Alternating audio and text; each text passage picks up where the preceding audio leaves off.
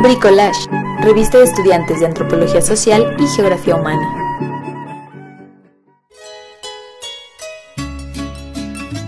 Se comprende como el estudio de la alteridad, el estudio del otro, de las otras culturas, ¿no?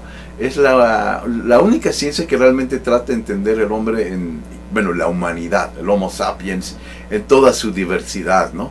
Desde todos los diferentes tipos de culturas que han existido y que existen actualmente, y trata de ver esta tremenda diversidad entre los distintos elementos, grupos sociales que ha desarrollado el Homo sapiens, ¿no? La humanidad en toda su diversidad es lo que trata de ubicar la antropología, y su concepto central pues es el de la cultura, ¿no? Porque la cultura es el elemento que nos permite ver las diferencias que hay entre los distintos grupos humanos y la forma como se organiza, cómo se desarrolla estas diferencias, ¿no? Por medio de la cultura, ¿no? Entonces es una ciencia pues que actualmente tiene mucho que aportar, porque es la única que trata de ver esta diversidad completa dentro de lo que es la especie humana, ¿no?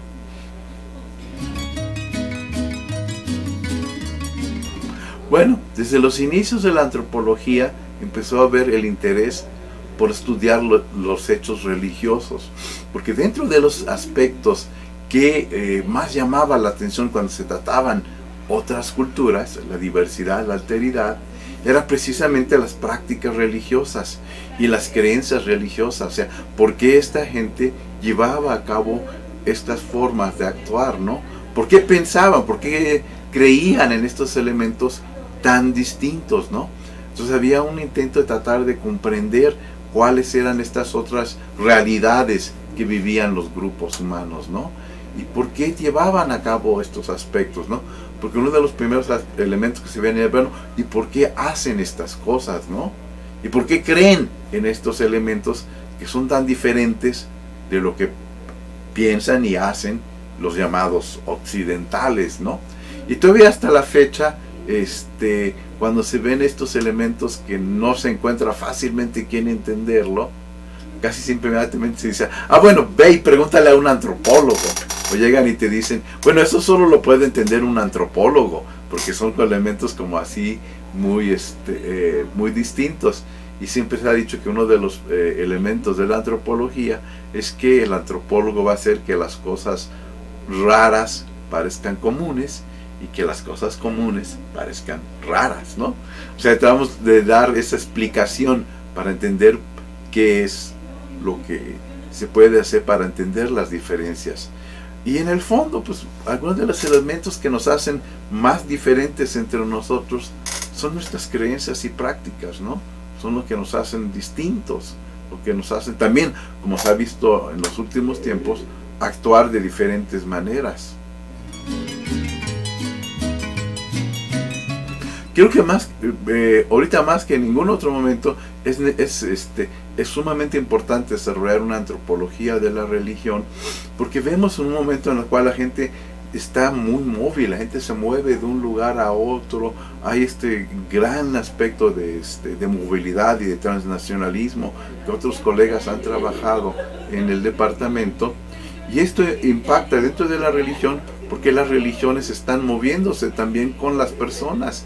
Y cada vez hay un contexto en el cual hay una mayor pluralidad y diversidad dentro del espacio social, el espacio humano, ¿no? Y entonces hay una situación en la cual cada vez las distintas religiones están entrando en contacto a través de los diversos actores sociales que están interactuando. Entonces es importante poder entender objetivamente las religiones y entender las diferencias de las religiones, y vemos que ya no hay ningún lugar donde no hay diferencias religiosas apareciendo cada vez más, y la pluralidad religiosa es un elemento que ha llegado para quedarse. O sea, ya es muy difícil crear una sociedad en la cual solo hay una religión, a menos que sea algo impuesto verticalmente, ¿no? La tendencia normal es que haya diversidad y pluralidad de religiones. En ese sentido, es bastante necesaria la antropología de la religión. Bueno, en México hay una visión falsa que dan los medios de que es un país enteramente católico, ¿no? Y que la población es católica y guadalupana, además se maneja mucho este estereotipo. Pero en realidad México es un país con mucha diversidad religiosa. Hay actualmente más de 7.500 asociaciones religiosas reconocidas por la Secretaría de Gobernación. Esto nos habla de un país donde ya la diversidad religiosa es muy fuerte, ¿no? Y en algunos estados del país, como Chiapas y Tabasco, la diversidad ya es aún más fuerte, e incluso la membresía al catolicismo ya ni tan siquiera es mayoritaria, ¿no? Entonces, en ese contexto, cada vez es una sociedad donde hay una mayor diversidad de creencias, ¿no? Y es un elemento que es muy importante socialmente, y tenemos que tratar de entender qué es lo que esto implica, ¿no? Y también es importante entender que la mayoría de la población católica pues ya no es tan fuerte en algunos lugares, ¿no? Y que ya esta idea de que el mexicano es a fuerzas católico y guadalupano es algo que cada vez se está debilitando más. Entonces es una situación que es importante entender y también aceptar esa pluralidad y tratar de actuar en base a ello.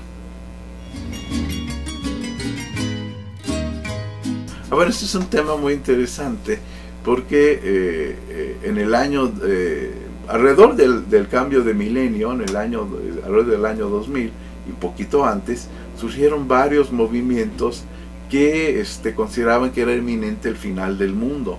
Estos eran movimientos milenaristas, ¿no? Y como tal, estos movimientos desarrollaron tratando de señalar que el final del mundo era inminente. Tenían mucha inspiración en el libro del Apocalipsis, el último libro de la Biblia, que habla del final del mundo y el surgimiento de otro tipo de sociedad que surgiría después, ¿no? Y es interesante que surgieron toda esta diversidad de diferentes grupos que anunciaban también el final del mundo. Dentro de estos grupos hay algunos que consideraban que su papel era acelerar el final del mundo y adoptaron una posición activa para tratar de lograr que el mundo llegara a su fin. Y estos son los que se les dio el nombre de movimientos milenaristas apocalípticos violentos, ¿no? Y es interesante este fenómeno, pero hay que verlo dentro de su espacio social, ¿no? La mayor parte de estos movimientos no sobrevivieron, ¿no? Son movimientos que tuvieron un auge durante un tiempo, pero como suele pasar en los movimientos milenaristas, como el mundo no llegó a su final, varios de ellos fueron desarticulados. Algunos fueron desarticulados por la fuerza con el Estado, porque algunos de ellos pueden tomar acciones bastante fuertes, ¿no? Bastante radicales, ¿no? Otros desaparecieron porque los líderes no lograron sustituir el poder a los siguientes, ¿no? Y varios de estos grupos no sobrevivieron al fallecimiento de sus líderes, ¿no? Ahora, este es un tema pues particularmente interesante, que bueno, hay que acotarlo, entenderlo bien, porque ha sido muy exagerado por los medios. Los medios les gustaba la idea de que estos grupos potencialmente violentos estaban por todas partes y que eran una amenaza. Vemos que en la actualidad ya han perdido mucha fuerza, claro, en parte porque el final no llegó, pero por otra parte hablan de un gran descontento social, de un elemento de una sociedad que no satisface a muchos de sus miembros, ¿no? Y es en respuesta a esta situación que surgieron estos movimientos de sectores sociales que sentían un descontento con la situación social actual, ¿no? Y esa inconformidad que existe con la desigualdad social, eso sí permanece, eso sí queda. Entonces la semilla de estos grupos pues potencialmente está viva.